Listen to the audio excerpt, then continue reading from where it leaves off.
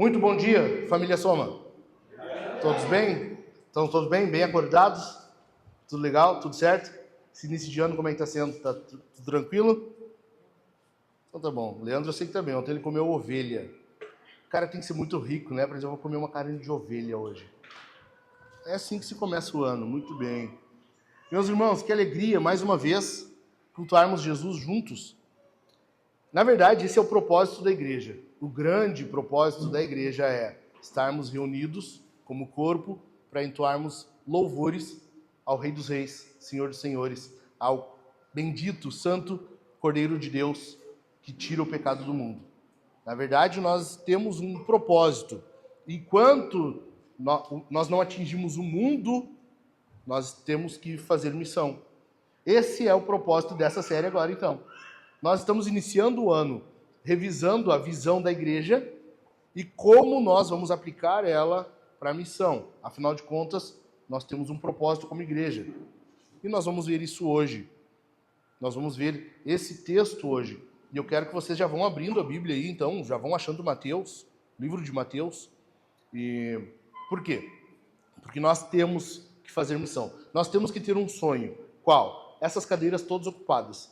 Na verdade, mais do que isso, nós queremos as cadeiras ocupadas, pessoas de pé, esperando nós ter dinheiro para comprar mais cadeira. Nós queremos isso. Nós queremos a cidade inteira tocada, atingida por essa verdade. Amém? Então nós estamos revisando a visão da igreja. Vocês lembram qual é a visão da igreja? Vamos lá? Amando Jesus, formando discípulos, transformando o mundo. E alguns eu vi que deu uma escorregada de olho para a tela de novo. Vocês são um bando de vagabundo, né? Preguiçosos. Gente, acharam Mateus aí? Mateus 28. Nós vamos ver um texto bem conhecido, um texto batido, um texto que já foi pregado inúmeras vezes. Se tu quiser achar melhores exposições desse texto, tu vai achar várias. Mas eu quero que nós fundamentemos o que eu quero falar nesse texto aqui como base, como ponto de partida para esse segundo ponto da nossa visão, que é formar discípulos, formando discípulos. Acharam aí Mateus 28? Vai lá no finalzinho agora, lá no final do capítulo, os últimos versículos, e nós vamos ler do verso 16 até o último versículo, que é o 20. Mateus 28, do 16 ao 20. Diz assim o texto: Os 11 discípulos partiram para a Galileia, para o monte que Jesus lhes havia designado. E quando viram Jesus, o adoraram, mas alguns duvidaram. Jesus, aproximando-se, falou-lhes, dizendo: Toda a autoridade me foi dada no céu e na terra. Portanto, vão e façam discípulos de todas as nações, batizando-os em nome do Pai, do Filho e do Espírito Santo, ensinando-os a guardar todas as coisas que tenho ordenado a vocês. E eis que estou com vocês todos os dias até o fim dos tempos. Santa, bendita palavra de Deus. Coisa linda isso aqui, né? É lindo demais isso aqui. O que acontece? A igreja tem uma missão, a grande comissão. Esse texto é conhecido pela grande comissão. O que é isso? É Jesus mandando seu povo ir. Cara, vocês não podem se contentar do jeito que está. Vocês têm que alcançar mais gente. Basicamente isso que Jesus está falando. Como que nós entendemos isso aqui? Primariamente, é uma ordem para a igreja. Jesus está dando uma ordem para a igreja. Ele não está falando meramente para indivíduos. Vão, façam discípulos de todas as nações. Alguém aqui consegue percorrer todas as nações da terra? Não. Então, via de regra, em primeira instância, essa é uma ordem para a igreja. Como que se faz isso? Plantando igrejas. Isso aqui que nós estamos vivendo aqui, essa plantação, esse início, é nós cumprindo essa ordem aqui. É nós obedecendo. Mas, como que a igreja faz isso quando se estabelece, quando é plantada? Por meio de indivíduos. E aqui é que eu quero aplicar para nós, ok? Então essa é uma ordem para a igreja, nós entendemos assim. No entanto, a igreja cumpre isso por meio dos seus membros, dos seus indivíduos. E é isso que eu quero que nós entendamos hoje, ok? Então, a igreja tem um propósito, que é alcançar as pessoas, alcançar o perdido. Como que nós vamos viver a vida adorando a Deus, sabendo que esse Deus majestoso que nós dizemos ser digno de toda a glória, mas ele não é adorado por todos? Como que a gente vive em paz com isso? Nós reconhecemos que Deus é digno de todo louvor, amém? Deus é digno de toda glória, ele é o detentor de todo poder. Como que um Deus assim não é adorado por todos? E como que a gente encosta a cabeça no travesseiro em paz com isso? Alguma coisa não está certa. Alguma coisa não está certa. Então, John Piper diz assim: o que nos movimenta, o propósito da igreja para a missão, é porque ainda não há adoração a Deus em todos os lugares. Nós só fazemos missão porque Deus não é adorado por todos. É por causa disso que nós temos que ir. Se não, cara, tudo certo. A eternidade não vai ter missão. Lá nós não vamos precisar. Ide. Lá não vai ter esse ide. Lá não vai ter o vão, façam discípulos. Porque lá todos já vão adorar o Senhor.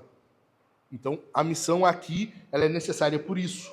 Porque nem todos o adoram. E isso fica evidente no versículo 17. Lembra? Nós lemos aí? Alguns duvidaram, mas os outros fizeram o quê? Olha o texto aí. Versículo 17. E eu gostaria que tu mantivesse tua Bíblia aberta, por favor. Porque se eu falar alguma coisa que não condiz com o texto, ignora, despreza, levanta, vai embora. Mas se o que eu falar estiver de acordo com o texto, tu te submete, porque aí não é eu falando, é Deus falando pelo meio de sua palavra. Amém? Versículo 17. Quando viram Jesus, o adoraram. Cara, Jesus precisa ser adorado. Jesus precisa ser adorado. O nosso propósito é esse. Matthew Henry, ele diz assim, e eu acho fenomenal quando ele diz observe. Quando ele diz observe, cara, observa, porque vem bomba aí. Ele diz assim, observe. Todos aqueles que veem o Senhor Jesus com um olhar de fé, sentem-se obrigados a adorá-lo. Se tu vê Jesus com um olhar de fé, se tu confia em Jesus, se tu crê nele, tu sente necessidade de adorar a ele, de adorar a esse Senhor. Porque quando tu entende Jesus pelos olhos da fé, então necessariamente ele precisa ser adorado. E aqui, nesse texto, há uma ordem nessa passagem. E alguns vão dizer, não, tem mais, façam discípulos, batizar, né? Não é. Tem uma ordem nesse texto aqui, que é façam discípulos. O resto são coisas que estão acontecendo. Então, por exemplo, só para a guisa de introdução, como diz o pastor Hernandes Dias Lopes, a ordem é façam discípulos, o restante é indo, batizando, ensinando. São coisas que a igreja, ao fazer discípulos, vai fazendo. Entendeu? Não é uma ordem especificamente. A ordem é façam discípulos. Como? Indo, batizando, ensinando. Entendido? Então, fazer discípulos é uma ordem para que a igreja esteja sempre em movimento. Nas reuniões que nós tivemos aqui da equipe base, antes de iniciar os cultos, eu falei para o pessoal, né? Quando que nós vamos entender que a igreja está do tamanho que tem que estar? Nunca. Porque nós sempre temos que estar indo. Sempre. Nós não vamos nos contentar com uma igreja de 50 membros, uma igreja de 100 membros, que geralmente é quando a igreja se mantém. Ali entra num platô e permanece. Por quê? Porque com 100 membros, geralmente em torno disso, é quando a igreja já paga suas contas, paga o pastor, paga o aluguel, se mantém, não tem mais incomodação financeira. Nós não vamos parar aí. Nós não vamos parar aí. Entendido? Nós vamos avante. Por quê? Porque a ordem é façam discípulos, indo, batizando, ensinando. Esse gerúndio que não acaba mais. Amém? Então, é uma ordem para que a igreja esteja sempre em movimento. E para isso, nós precisamos entender 3 pressupostos aqui dessa passagem. E eu quero ver com vocês cada um deles. Em primeiro lugar, se tu quiser, toma nota, se não vai estar ali na tela, presta atenção somente. Em primeiro lugar, o primeiro pressuposto é, há uma autoridade eclesiástica aqui. A igreja tem autoridade. Versículos 18 e 19. Jesus, aproximando-se, falou-lhes, dizendo, toda a autoridade me foi dada no céu e na terra. Portanto, vão e façam discípulos. A ordem aqui vem de Jesus. E ele é quem detém toda a autoridade. Por isso ele diz, toda a autoridade me foi dada. Jesus é o detentor. Ele é quem possui toda a autoridade. A autoridade é de Jesus. No entanto, ele concede ela à igreja. A igreja possui a autoridade de Jesus. Geralmente eu costumo exemplificar assim, a igreja é o corpo de Cristo, correto? Jesus nós não conseguimos ver hoje. Ele subiu ao céu, está à destra do Pai, e nós não o vemos. Como que nós vemos Jesus hoje? No seu corpo. A igreja é a parte visível de Jesus na terra. Estão entendendo? A igreja é aquilo que nós vemos de Jesus hoje. E Jesus concede à igreja essa autoridade. Por exemplo, Mateus capítulo 10, diz assim, versículo 1. Tendo Jesus chamado os seus 12 discípulos, deu-lhes autoridade sobre espíritos imundos, para os expulsar e para curar todo tipo de doenças e enfermidades. Jesus dá autoridade à igreja. Agora nós temos autoridade sobre espíritos imundos, sobre demônios. Então não tem por que cristão, é uma contradição, cristão que vive perturbado com medo da perturbação, da opressão maligna. Nós temos a autoridade de Cristo sobre nós e, portanto, nós podemos expulsar demônios. Amém? Lembre-se disso. Semana passada eu conversava com alguns irmãos e eles estavam comentando que na casa deles estava tendo barulhos estranhos. O filho, na hora de dormir, um bebê, estava com 1 aninho e pouco, começava a dizer que estava vendo ali, apontava, e eles com medo, quadro caindo da parede, e eu disse, ora, expulsa, fala em voz alta. Nós temos a autoridade de Cristo sobre os demônios. Não tem por que nós permanecermos acuados diante das forças malignas, porque agora Jesus tem toda a autoridade e ele a concede a nós. Amém? Não tem por que. Mateus 16, versos 18 e 19, Jesus fala assim, também eu lhe digo que você é Pedro, e sobre esta pedra edificarei a minha igreja, e as portas do inferno não prevalecerão contra ela. Eu lhe darei as chaves do reino dos céus.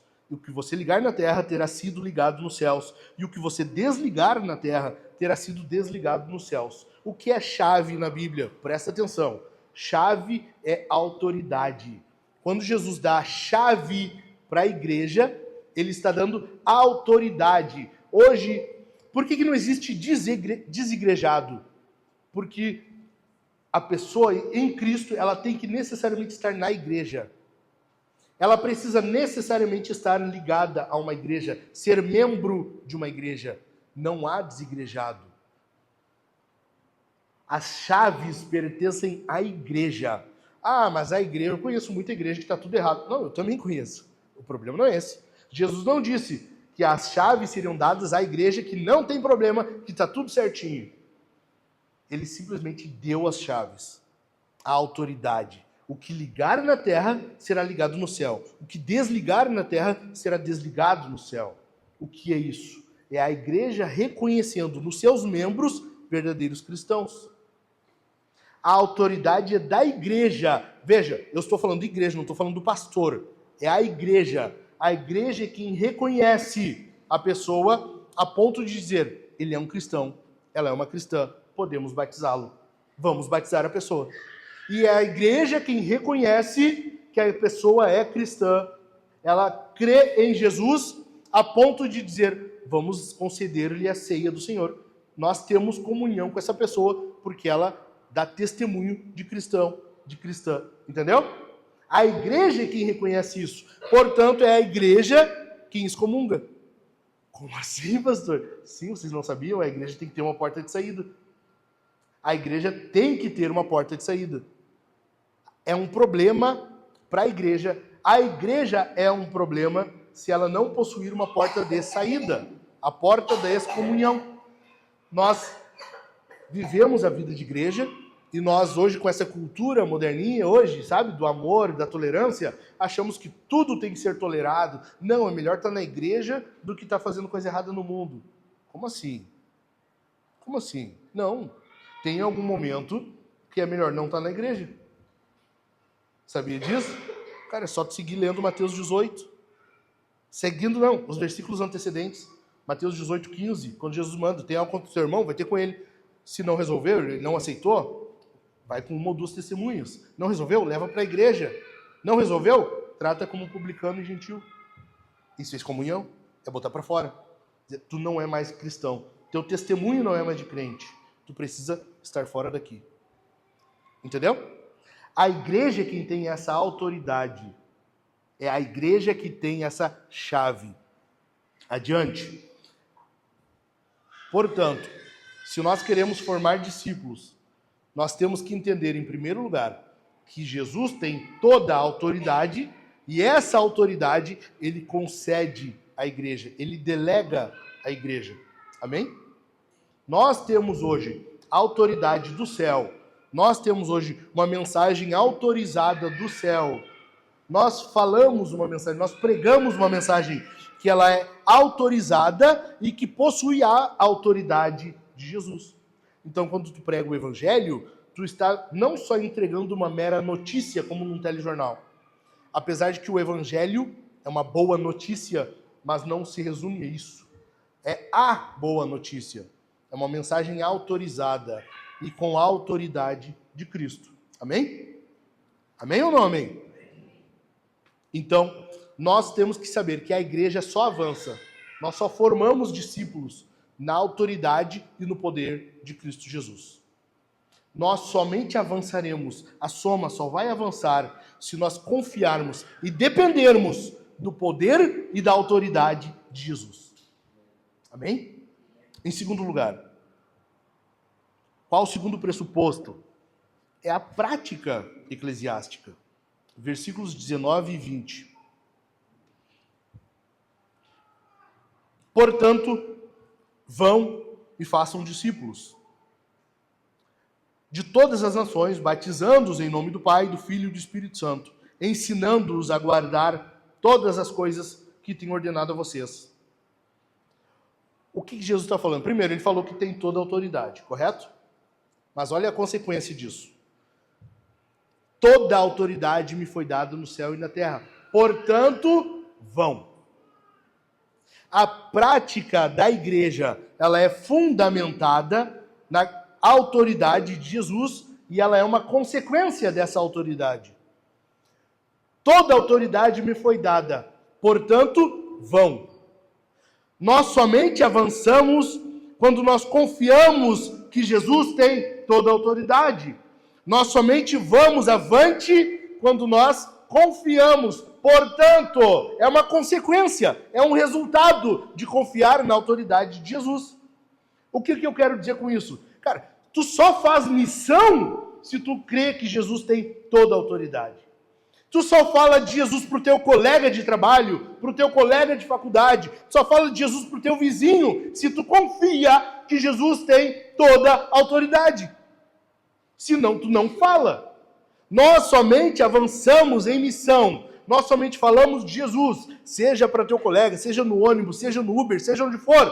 Se nós cremos de fato que Jesus tem toda a autoridade. Somente desse jeito. Quem não crê que Jesus tem toda a autoridade, não fala. Não fala. Tu precisa crer nisso aqui. É uma consequência. Toda a autoridade me foi dada no céu e na terra. Portanto, vão. É uma consequência necessária de confiar na autoridade de Jesus. Meu irmão, minha irmã, deixa eu falar uma coisa para ti. Tu confia de fato na autoridade de Cristo, na plena autoridade? Porque nós vivemos num estado hoje que está fundamentado, está sendo ensinado, moldado a viver com base no medo. É ou não é? Cara, qual é a preocupação hoje? É financeira. Cara, o dólar está subindo, o real cada vez valendo menos, é Bitcoin, é isso, é aquilo, é Lula. O Lula prometeu picanha e no máximo que a gente consegue é... Nem tem máximo, não tem, a gente não consegue. Mas e o governo? Eles vivem, agora eles vão comprar um avião, eles vão gastar a janja, isso e aquilo. O Xandão, sabe, o Alexandre de Moraes, ele é o ditador do Brasil, ele se acha o imperador, ele faz e acontece, ele faz o que quer. A nossa preocupação é com medo. Jesus é quem tem toda a autoridade. Não é Lula, não é Alexandre de Moraes, não é governo, não é Estado. É Jesus. Não fundamente a tua vida no medo, no governo. Não! Eles terão seus joelhos dobrados na base da força, se for preciso. Eles vão se dobrar diante de Jesus. Vão se dobrar. Nós confiamos que Jesus tem toda a autoridade. E por isso nós vamos. É uma consequência. E aí vem aqueles gerúndios que eu falei. Indo, batizando, ensinando. São as 3 práticas da igreja. Então, nós temos que ir. A igreja é chamada a estar em constante movimento. O testemunho da igreja precisa servir para que outros venham também a se tornar testemunhas de Cristo. Entendeu? Nós precisamos ir. Ir aonde? Ir até o teu próximo. Vai até o perdido. Fala de Jesus. O teu foco, o teu objetivo é qual? É que ele venha ser uma testemunha também. Agora ele é tipo pirâmide, sabe? Só que é uma pirâmide do bem. É a que não dá prisão. Tu vai conquistar um, aquele ali vai conquistar mais 2, e assim vai indo. É uma pirâmide do bem. Tu tem que ter esse objetivo. Tu vai pregar com o objetivo de que aquela pessoa vai se tornar testemunha de Jesus. Agora ela também vai passar a falar de Jesus. Aqueles a quem ela falar também vão começar a falar. E assim vai se ramificando. E assim Cristo vai se tornando conhecido. E assim Cristo vai se tornando adorado. Versículo 17. Amém? Amém mesmo? Uma igreja jamais, presta atenção nisso aqui, uma igreja jamais deve se contentar com o número de membros. Nunca. Nunca. Porque ela é chamada a estar em constante movimento. Sempre indo em busca do perdido. Sempre. Enquanto a igreja durar, ela precisa ir atrás do perdido.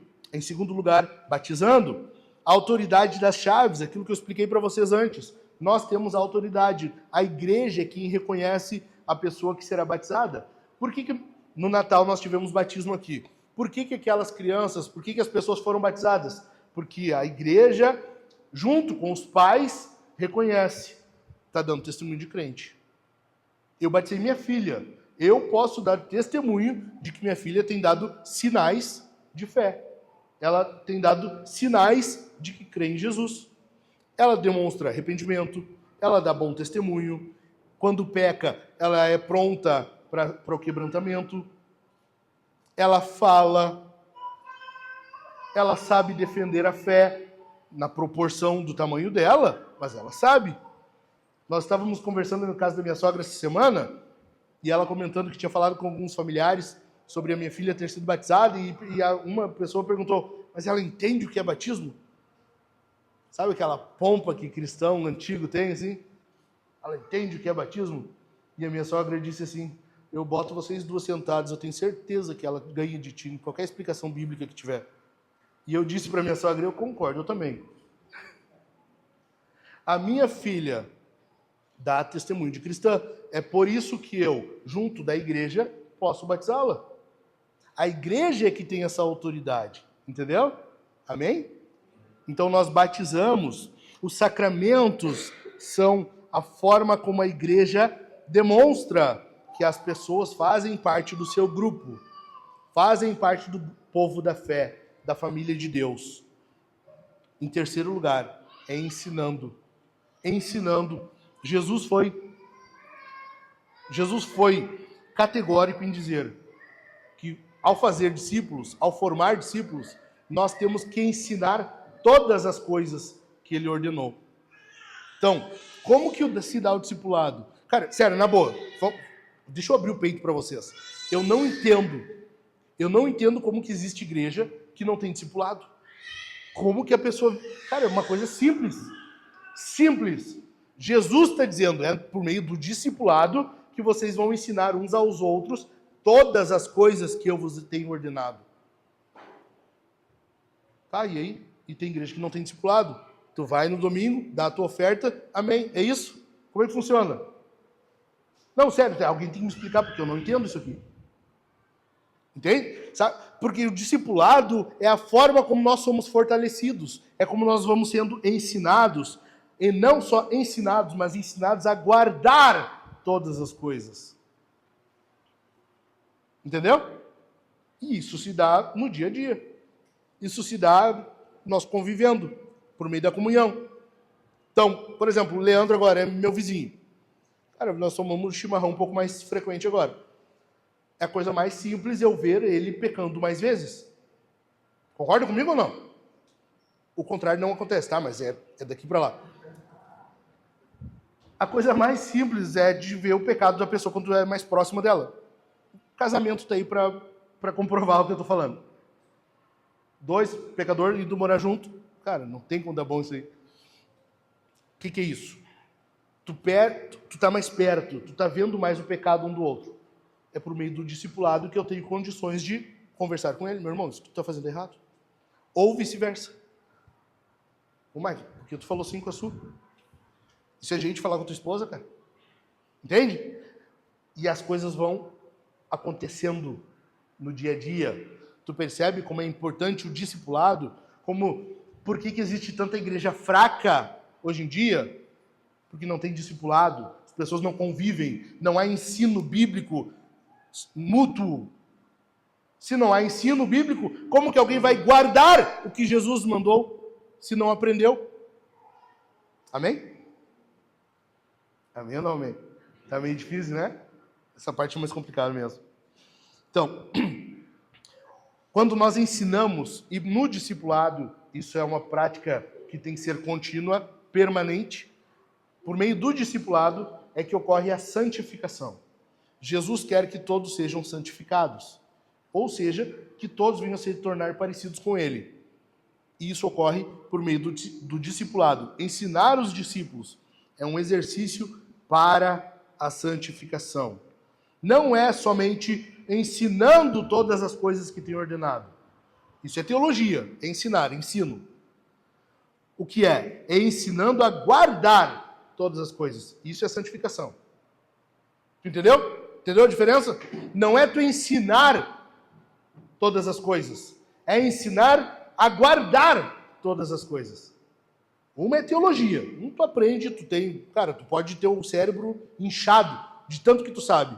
Se tu não aprendeu a guardar aquilo ali, e guardar envolve pôr em prática, tu vai para o inferno de qualquer jeito, sabendo muito de Bíblia, sabendo muito de teologia.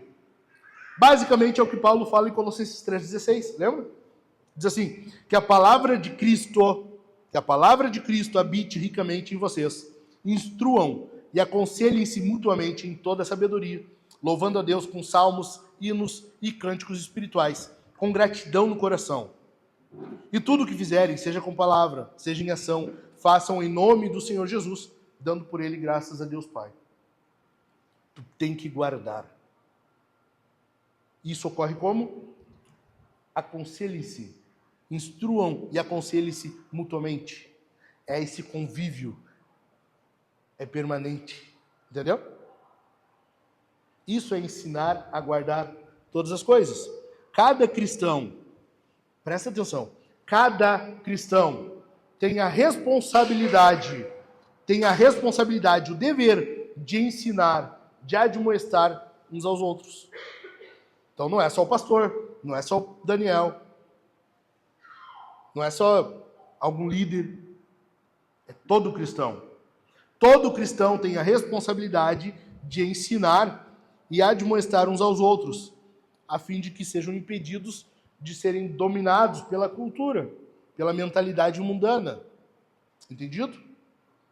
Em terceiro lugar, terceiro pressuposto é que há triunfo eclesiástico. A igreja vai avançar. É uma certeza. A igreja vai avançar. A igreja vai avançar. A igreja vai avançar. A igreja vai avançar.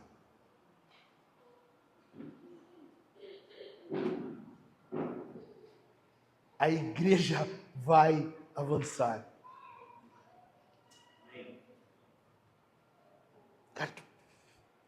Olha que poderoso isso aqui. Que coisa poderosa isso aqui. Versículo 20.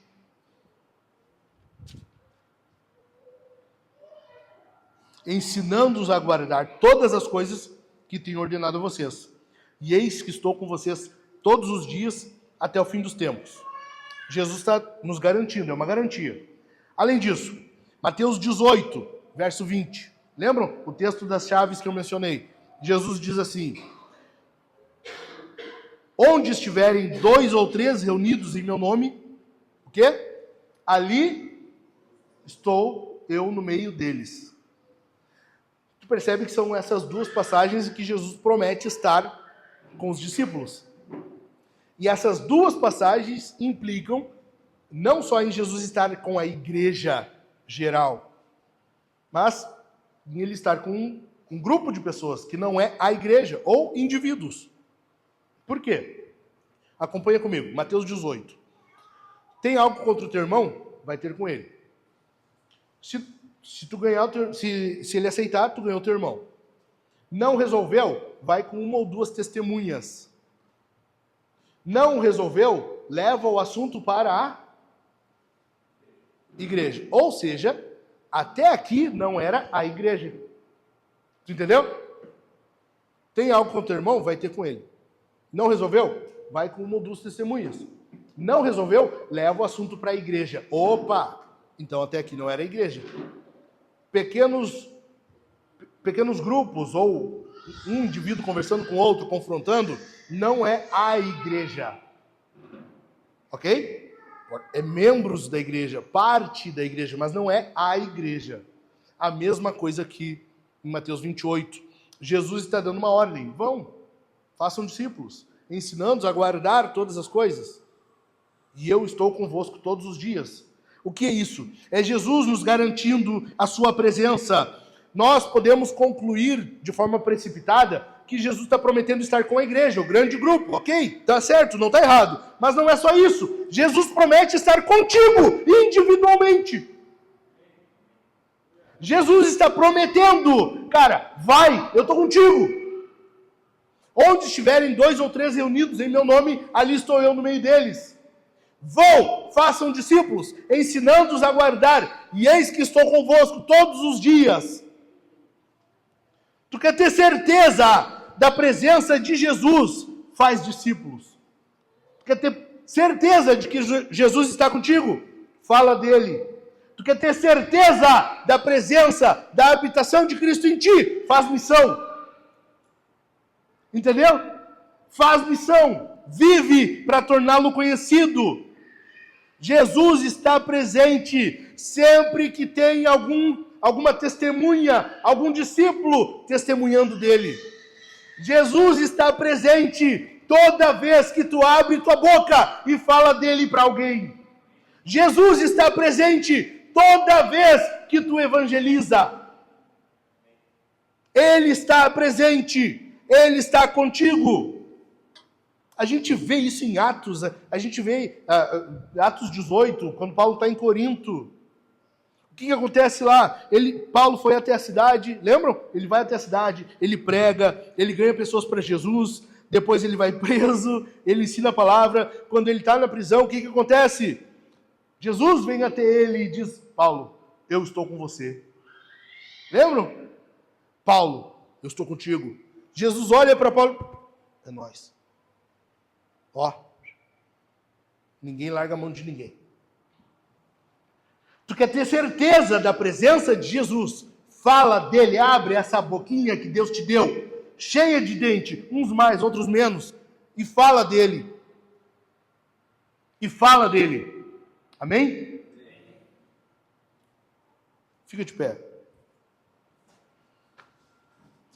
Eu quero terminar dizendo por que esse texto aqui é importante. Por que é importante esse texto aqui? Em primeiro lugar, porque é a forma como Jesus estabeleceu para o avanço da igreja. Cara, presta atenção, quando eu digo pessoal, pode ficar em pé, o pessoal já dispersa, já volta para Nárnia, né? Não, presta atenção, não acabou ainda. É só para tu acordar. Por que esse texto é importante? Porque essa é a forma como Jesus estabeleceu que a igreja vai avançar. Jesus disse, é desse jeito que a minha igreja vai avançar. Esse texto é importante por isso. Amém? Entendido?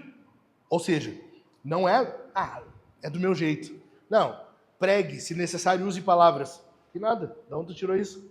Não, Jesus está mandando, vai, faz discípulo, ensina, fala.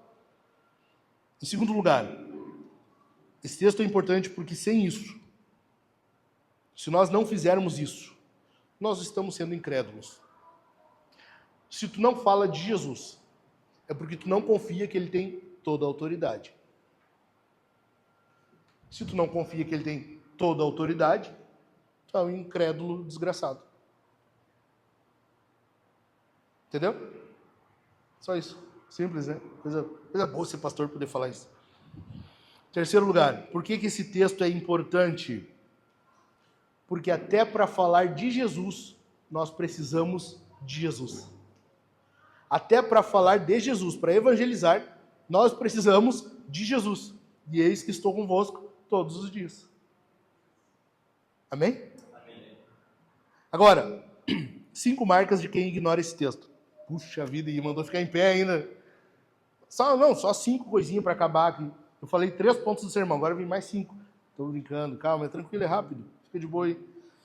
Primeiro lugar, quem não crê nesse texto, quem ignora esse texto, não crê em Jesus. 5 marcas de quem ignora esse texto. Primeiro lugar, não crê em Jesus. Lembra o versículo 17? Eles vieram e o adoraram, mas alguns duvidaram. Se tu desprezas esse texto aqui, se para ti ele não tem importância, cara, tranquilo, só tu tem que admitir, eu não creio em Jesus. Eu não confio. Não nesse da Bíblia, esse que diz ter toda a autoridade, só isso. Tranquilo, não tem problema nenhum, só vamos jogar limpo. Segundo lugar, quem ignora esse texto não adora a Jesus ou não entendeu no que consiste a adoração a Ele. Ok? Entendido? Se tu ignora esse texto aqui, cara, tu não adora Jesus. Ou então tu não entendeu o que é a adoração ao Senhor. Pode acontecer. Terceiro lugar, se tu ignora esse texto, tu é um missionário do diabo. Já pensou? Quem é tu? Prazer. Não, prazer, sou um missionário. Ah, que legal, evangélico? Não, do diabo. Faço missão para Satanás. Que legal assim. Não, eu tô com o diabo aí, eu tô apoiando ele. Não, porque, vê se não faz sentido. O mundo jaz no maligno. Se tu não faz nada para mudar essa realidade, cara, tu só tá ajudando ele. Tu entendeu? Se tu não fala de Jesus, que é o que vai mudar o mundo, se é o que de fato faz com que essa realidade mude, então tu só é um missionário do diabo, só isso. Só isso. Em quarto lugar, quem ignora esse texto não ama o irmão. Porque se fazer discípulos consiste em ir, ensinar, batizar e ensinar, isso vai santificar o irmão, então tu não ama o irmão. Estão entendendo? Em quinto lugar, quem ignora esse texto não se importa com a presença e com a companhia de Jesus. E para mim esse é o mais perigoso. Quem ignora esse texto aqui não se importa com a presença, com a companhia de Jesus. Não se importa de Jesus estar ao seu lado ou não. E esse é o mais perigoso por quê? Porque a eternidade se resume a isso. É nós estarmos para sempre com o Senhor. É ou não é? A eternidade se resume a nós estarmos no céu com Jesus. O céu só será céu por causa de Jesus. Se tu não te importa de Ele estar contigo ou não agora, a eternidade não é atraente para ti. O céu não tem importância para ti. Se tu não te importa com a presença e com a companhia de Jesus, logo, o céu, lá onde nós estaremos para sempre com o Senhor, como diz Paulo, não é tão legal assim. Entende no que implica ignorar esse texto aqui? É sério. É sério isso aqui. Nós estamos diante de algo que pode mudar a nós, aos outros, a igreja, a sociedade E não é à toa que a nossa visão é amando Jesus, formando os discípulos, transformando o mundo. Nós temos uma mensagem capaz de transformar o mundo. Nós temos algo que transforma o mundo. E como que a gente não lida com isso aqui, espalhando para todo mundo? Amém? Vamos orar? Vamos? Inclina a tua cabeça aí. Se tu não faz missão, cara, se tu não forma discípulos, te arrepende. Tem graça de Deus hoje, tem arrependimento para aqueles que querem buscar o Senhor. E faz diferente a partir de agora. Nós temos que, em 2025, falar mais de Cristo. Nós temos que querer o crescimento da igreja. Nós temos que buscar tornar Jesus conhecido. Amém? Pai, nós estamos na Tua presença, Senhor, e eu quero orar com o Teu povo.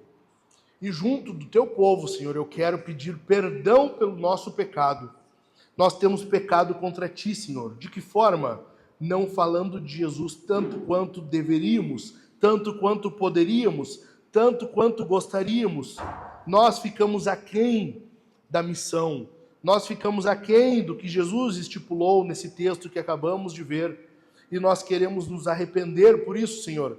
Para isso, nós precisamos do Teu Santo Espírito vindo a nós, mudando o nosso coração, mudando as nossas motivações, mudando, Senhor, os nossos medos, temores.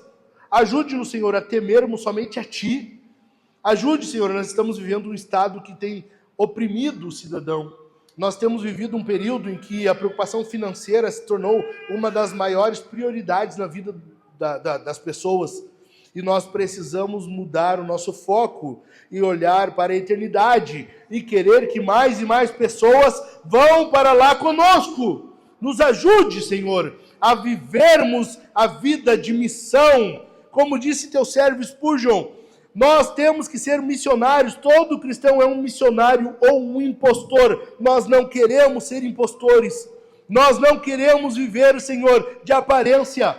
Nós não queremos viver dessa forma. Traga arrependimento a nós, mude nosso coração, mude as nossas motivações e envia-nos, Senhor, com o poder do Espírito Santo, com a autoridade de Cristo Jesus, a fim de que venhamos a avançar, a nos entranhar nas trevas e resgatar alguns do poder do fogo do inferno. Em nome de Jesus, olha para nós, Senhor, e empodera-nos.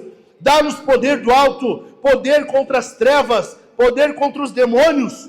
Que venhamos crer de fato que Jesus tem toda a autoridade e Ele a concede a nós para avançarmos, para irmos avante em missão. Em nome de Jesus, em nome de Jesus, em nome de Jesus, em nome de Jesus. Nós clamamos a Ti, Senhor, nós precisamos de Ti, nós dependemos de Ti. Se não for o Senhor conosco, não adianta nada. Se não for o Senhor conosco, nós não iremos. Se não for o Senhor conosco, não haverá resultado nenhum.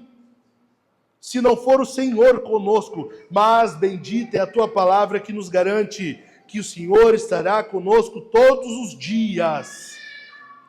Aumenta-nos, Senhor, a confiança nesse texto. Aumenta-nos a confiança nessa promessa. E muda a nossa disposição. Em nome de Jesus. Em nome de Jesus. Cara, isso aqui tem que ser assim. Tem que ser assim. Por que nós iniciamos o ano com isso? Porque, cara, a gente tem que se apresentar. A nossa visão é essa. As pessoas, quando vêm até nós, têm que saber. A Soma faz isso. Crê nisso. É assim. Entende? Nós temos que conhecer e ser conhecidos por aquilo que cremos, por aquilo que defendemos. É a nossa identidade, é a nossa marca, entende? Ontem nós fomos comprar uns materiais escolares para as meninas e nós entramos na loja. Aqui na BR tem a Clipe ali. Nós fomos ali e nós chegamos na área onde tem os materiais escolares. Chegamos. E do nada, do lado assim, já cai tudo, assim. A Rebeca puxou um caderno de baixo, caiu toda a pilha, assim. Aí eu falei para a Su, pronto, chegamos. Esses somos nós. Com a trupe, né? Também. E com 4 crianças comprar material escolar. Eu disse para a sua, agora as pessoas viram que nós chegamos. Agora, a soma é isso. Amando Jesus, formando discípulos, transformando o mundo, é a nossa marca. Eu quero que a nossa igreja seja conhecida por isso. Quem é a soma? São pessoas que amam Jesus. Pessoas que amam Jesus. Não interessa o que acontece, não interessa a situação, a circunstância, o governo, a questão financeira, não interessa. Eles amam Jesus. Isso eu posso afirmar. Tá, e o que mais? Eles fazem discípulos, eles formam discípulos. Por amar Jesus é que eles vão em busca do perdido. Cara, eles vivem isso. Eles vivem isso. E fazendo isso, a realidade vai sendo transformada. Vão transformando o mundo. Como? Mudando por nós. Começando em nós. O nosso mundo. Começando por nós, pouquinho. Nenhuma transformação começa gigantesca. Vamos começar pequenininho. Vamos começar mudando o mundo aqui, da volta, quem sabe? Começando a mudar a realidade da nossa rua. Dos nossos vizinhos. Amém?